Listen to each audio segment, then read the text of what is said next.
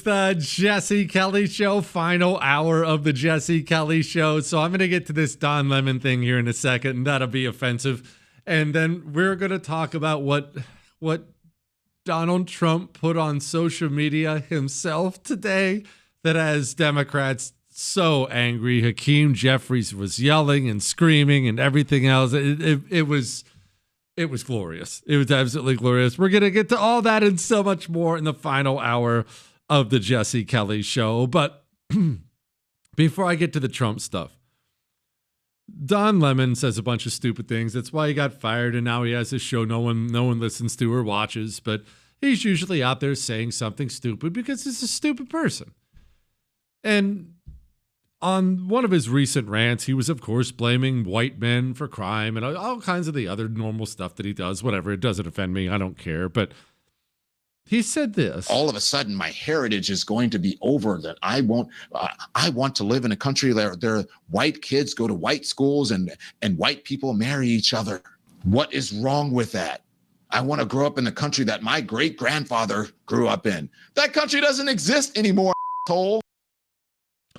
Okay. So I don't care who you fall in love with or marry. It's not my interest at all. And it's just not something I dwell on. It's not something I care about. It's not something, skin color's just never been a big thing for me. I know it's a big thing for a lot of people, but it's never a big thing for me. But I also want to clarify that if you're black and you want to marry somebody who's black, that's fine. If you're black and want to marry somebody who's black and you would prefer to live in a black neighborhood around other black people, that's fine. Do that. You should, as a matter of fact. And the exact same thing applies if you're white. The exact same thing applies if you're Latino, if you're Indian, if you're Asian. But although I guess Indian and Asian is the same thing. You know what I mean? The same thing applies. However, when white people talk about it or even think about it, they're the only ones that are treated as if this is some terrible, racist, awful thing. It's what some people choose. It's just whatever you're into, or maybe culturally, that's what you believe in, and that's totally fine. But for some reason, everybody but white people are totally okay with this and do this all the time. But if a white person says it or thinks it, he's treated as the second coming of Adolf Hitler. And that's the most ridiculous thing in the world. If you are a white man and you only want to marry a white woman, go find one. If you're a white woman and want to marry a white dude, go find one. And if you want to live in a neighborhood that is white, in a town that is white, then go find it and move there. That's part of being free. And that's part of living in a free country. Go marry who you want, live around who you want, and don't let any of these scumbags tell you, no matter your color, that you are bigoted or whatever for not doing it. You do what you want to do, period, now and forever. And I really, really dislike that we've gotten to this place where white people are the ones who are never allowed to talk about that. They're never allowed to advertise it. What if you were to come out tomorrow and say, no, I prefer white women? How's that bad?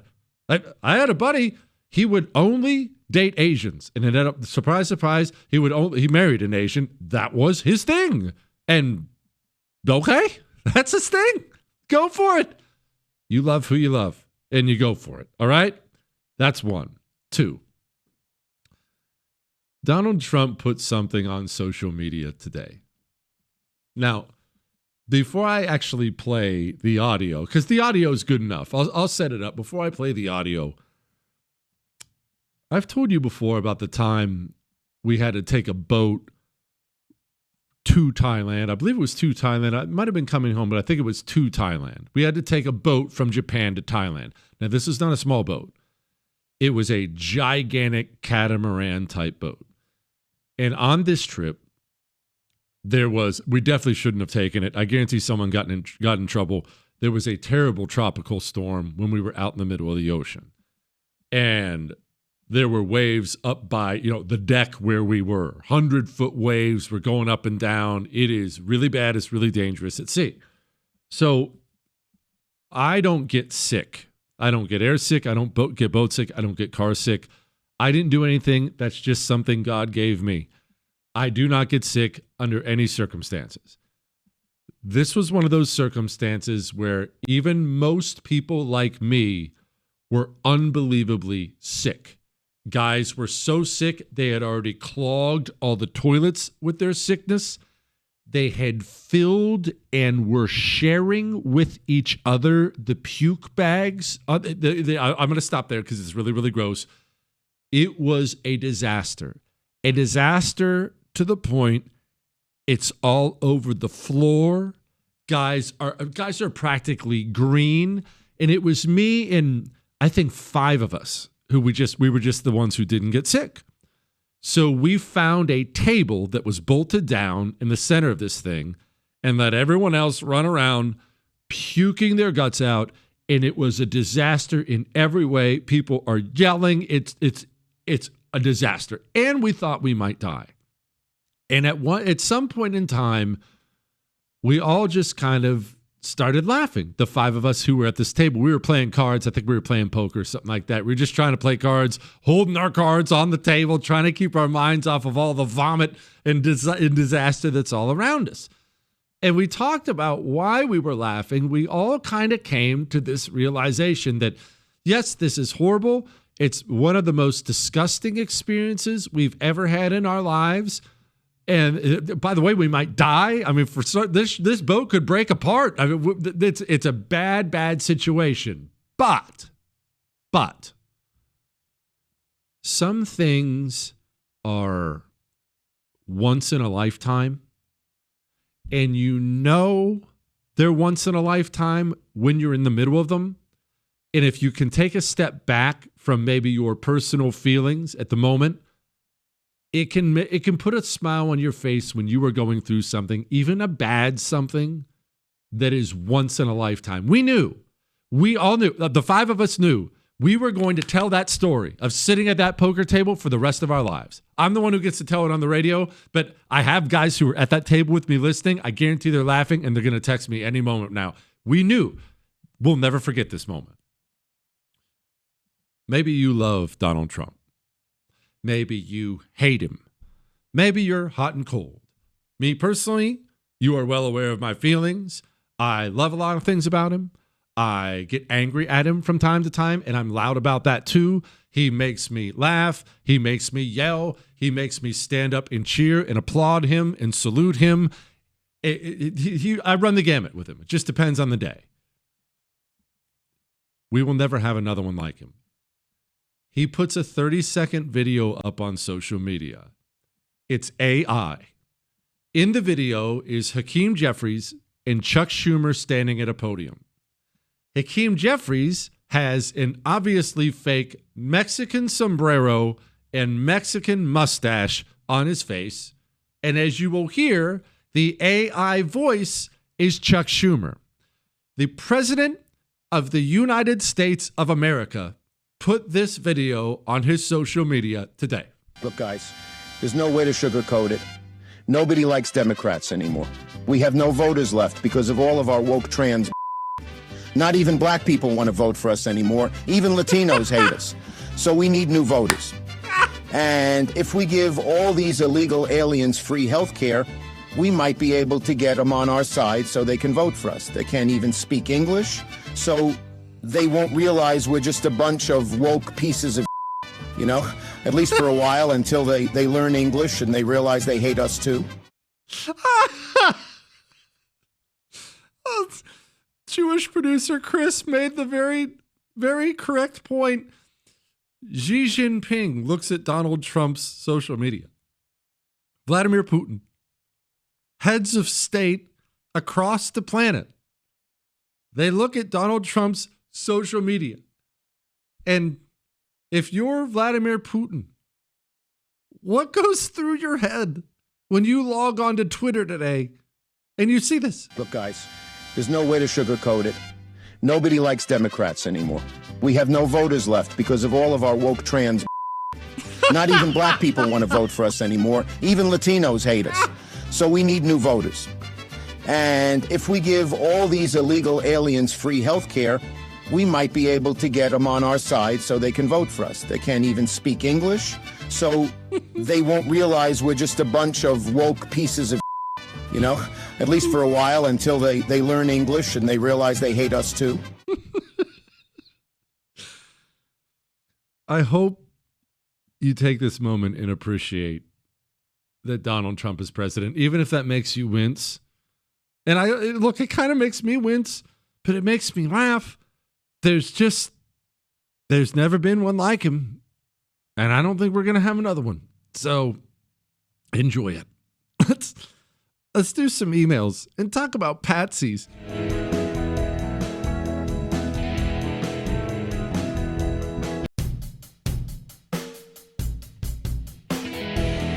It is the Jesse Kelly Show on a fantastic Tuesday. Remember, if you miss any part of the show, you can download the whole thing on iHeart, Spotify, iTunes. Okay, so before I get to these emails, I just really quickly, there's a headline here. Poland arrests Ukrainian suspect in the Nord Stream sabotage. The guy's name, they called him Volodymyr Z. Look, we had Clay Martin, our super Spec Ops Green Beret buddy, joined us on the show after that Nord Stream 2 pipeline was sabotaged. Remember, it was sabotaged deep under the water, and we're not talking about a little thin piece of PVC, plastic type pipe here. We're talking about serious damage deep under the water. And remember, we asked Clay Martin, who could have done this? Was this a small rebel group? Was this a guy with a scuba kit and some dynamite and some flippers? And he pretty much laughed on the air and said there were a very select few countries on the planet who could pull off an operation like this. You're going to have to color me a little bit skeptical that Volodymyr Z was the one who strapped on his scuba equipment and some M80 firecrackers and swam down to the bottom and put a bunch of holes in Nord Stream 2. Come on. Are we still selling this fiction? Come on. I was born at night, but not last night. Oh, by the way, John Conrad, Merchant Marine Captain John Conrad, joins us like 10 minutes from now to talk about Navy stuff and putting out fires on ships. Let's do some emails. Dear hair follicles needed, please. That's not nice. I am pro-life, but in cases of rape or incest, or knowing the child will have a horrible medical condition, I'm willing to leave abortion as an option, this guy says. I think the idea of a mother giving birth to a child of someone who was assaulted her or having no option if she knows the child will have a horrible medical condition is terrible. I know how pro-life you are, and I just can't agree in every case. Will you explain to me why you think a woman should have a baby even under these circumstances? I love your show. I'm your ally. I just can't agree with you on this. I promise I don't drive a Subaru and hate listen. No, look, I'm totally fine if you disagree with me on things. I hope you do on some. Like, have your own mind. I'm not your mind. You have your own mind, your own values. I will tell you what mine is on this. That's a life. No matter the circumstances. No matter the circumstances, that is a life, and I do not view extinguishing an innocent life as an option. I understand that is totally unpopular. I understand that probably doesn't sit well with you. You're welcome to email and yell at me about it. I don't care. Jesse@jessekellyshow.com. I'm never going to change. I believe that is a God-breathed life, and it should not be killed. In the case of, something unbelievably horrible like rape, it's like the worst thing in the world. In that case, the baby didn't do it. Look, if you want to take the guy out, you have a public trial, and then throw him in the middle of the Pacific Ocean into a big vat of sharks, that's fine with me. I mean, you can skin him alive at the city gates for all I care after a trial, Chris. A trial first, after convicted. You do what you want with him. But the baby didn't do anything. That sin doesn't fall on the baby. Hello, Jesse. My husband and I listen to your show on a regular basis. Appreciate how you share common sense, so on and so forth. Right now, our part is helping the local GOP raise some money so we can keep getting information out and helping others learn what's going on. Would you help us by donating a signed copy of your book for our upcoming fundraising dinner silent auction on November 1st? Let us know if you'd help us out. Thanks for even considering it. Chris, can we get these people a book? Yeah, we can get them a book. After all. Well, where am I supposed to put it, Chris? I set it aside. What? I didn't put it in the trash pile. It was next to the trash pile. I was going to remember. Okay, where do you want me to put it so you can remember? All right, I'll put it on the chair. All right, can you just remember to send that woman a book or something? After all, she's asking for one of the greatest texts ever created. What, Chris? The Anti-Communist Manifesto, which can be found at jessekellybook.com. And for those of you who've been wanting me to write something new, I told you before, I'm not writing another book, so don't get your hopes up. I am, however, in the process of writing something that you will be able to have for free. I'm not selling something. Look, the Anti-Communist Manifesto, I can't give it to you. Oh, we'll get to give this lady one. I can't give that to you. You got to go buy it. I didn't publish it. You got to go buy it. Or read it, or I guess you could borrow it from the public library. I would assume they have it. But the other thing that's coming, I'll probably be able to get that to you for free. Not probably. I'm going to. I'll figure out a way.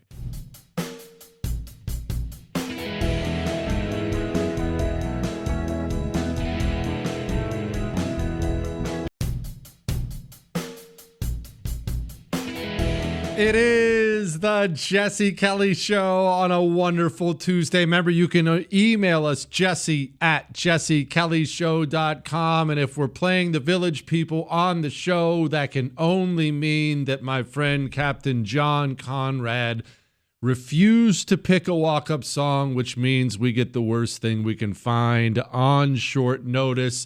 Anyway, Captain, I bet you won't make that mistake again. The worst thing that you could find, that's the best thing you could possibly find. And that and YMCA, we're talking Trump music right now. All right.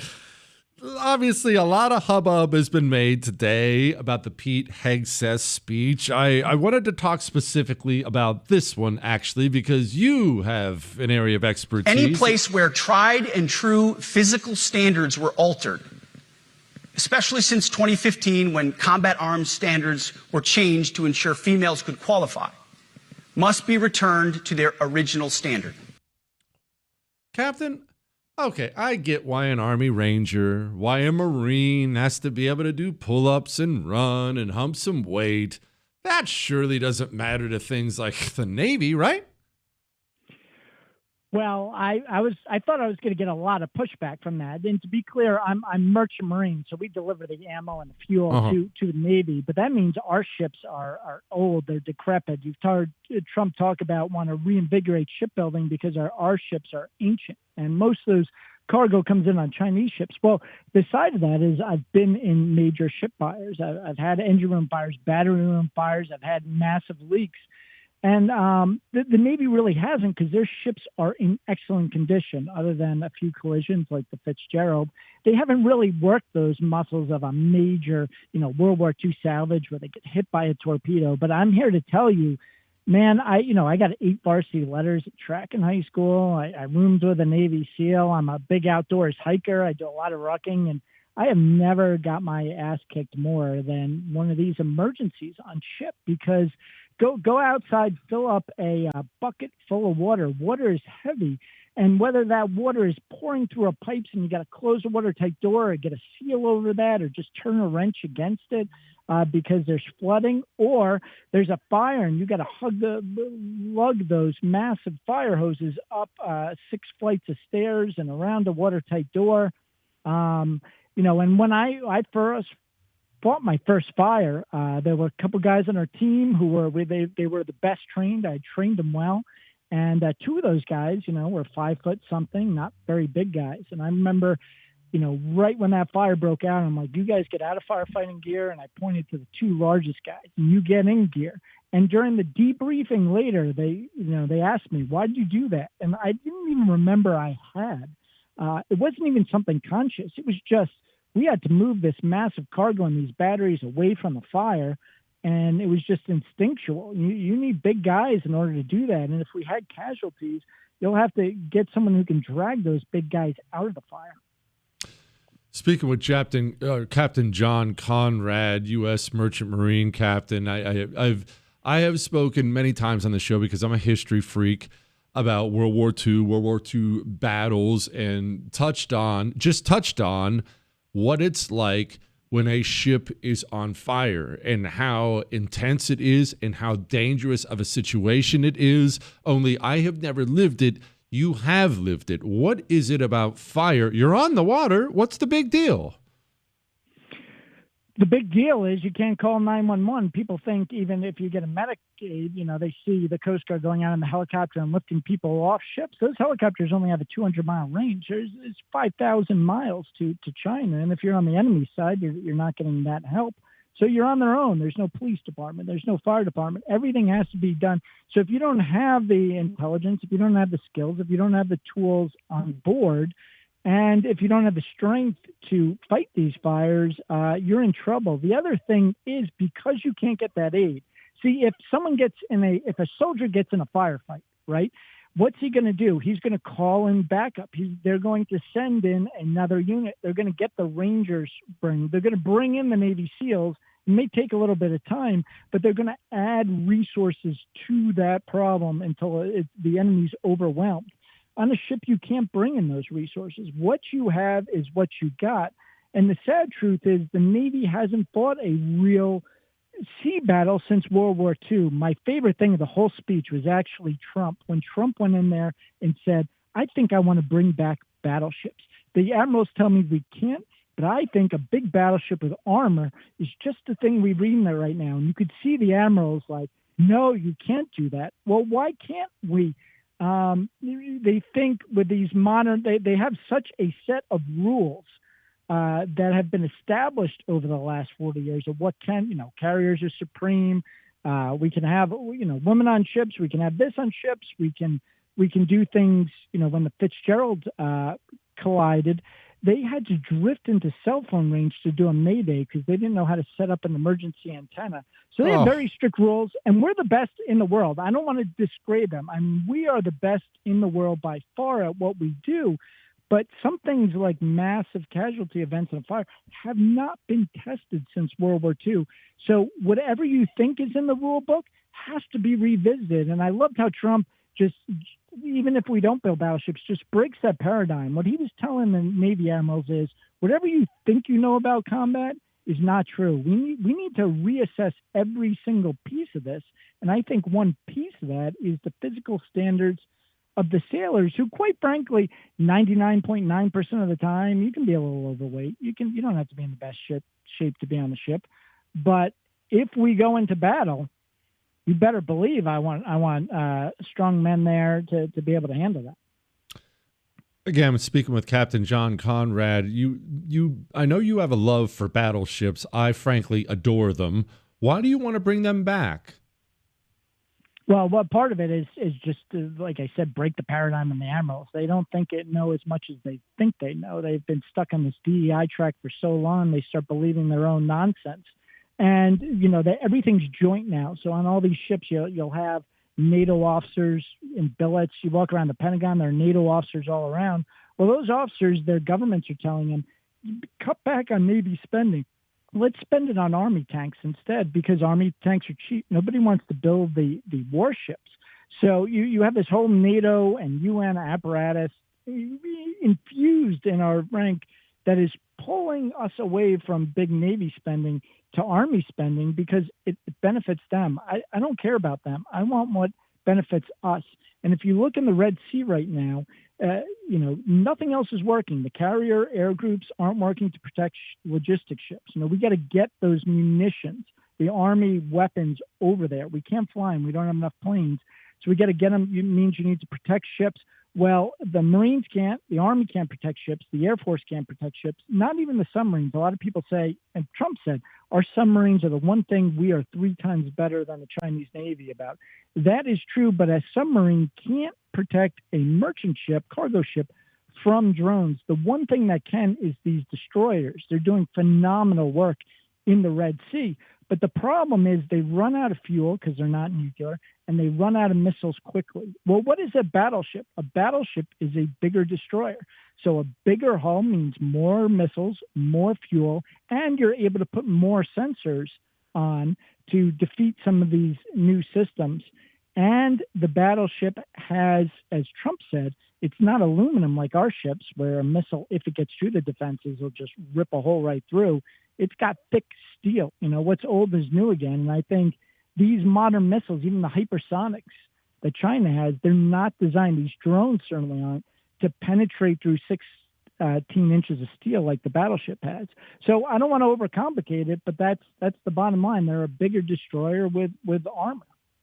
I think you explained it quite well. Captain, thank you so much. I appreciate you. That's exactly the education we needed. Thank you.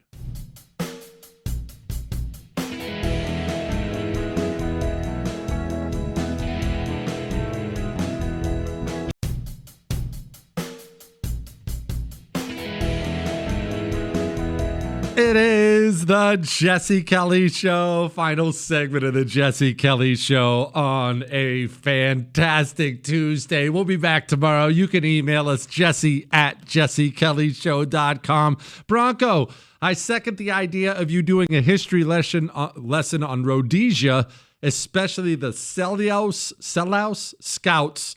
I'm sure it would be great. So in the name of a just, merciful God, please do it. In the name of a just, merciful God. I'm going to. Stop nagging me. I have to do the Siege of Malta first. I've already made my call, and I'm already chopping away at the Siege of Malta. I'm going to get you your next history thing. So the Samsung Galaxy Ring is in the news because some dude's fingers swelled and it started to crush it. It was all a bad thing, but I've been made aware for a while of these devices you can attach to your body. They give you health updates, that there are rings and watches and things like that. And why do you want that? Do you want to walk around with a wife on your wrist, nagging at you at all times? I just don't understand the appeal. Why would I want a ring that nags at me about my blood pressure or something else? Leave me alone. I just completely don't get it. Jesse, about your segment on guys meeting girls, I have some experience to share. By the way, I was talking about how men and women need to, I'm not trying to be grandpa, not saying put down the phone, but you got to put down the phone at some point in time, go out in the wild and physically interact with the opposite sex. It's important. Even rejection, it's important. Jesse, I learned not to take it personally because women can be moody. Yeah, buddy, just lead with that. It may not reflect on the asker so much as the mood of the female. It took me a while to come to terms with this. I just learned to go and ask for a dance anyway. I hope this helps. Look, hey, the only way to hit home runs is to swing, right? Get out there and start swinging. Fellas, and I'll just give you this little bit of advice. It served me well in my younger single Jesse years. The worst you can say is no. Every time you look across the room and you see some dime with some goober, you know the difference between you and him is? He asked. He had the guts to get up there and ask. Fortune favors the bold.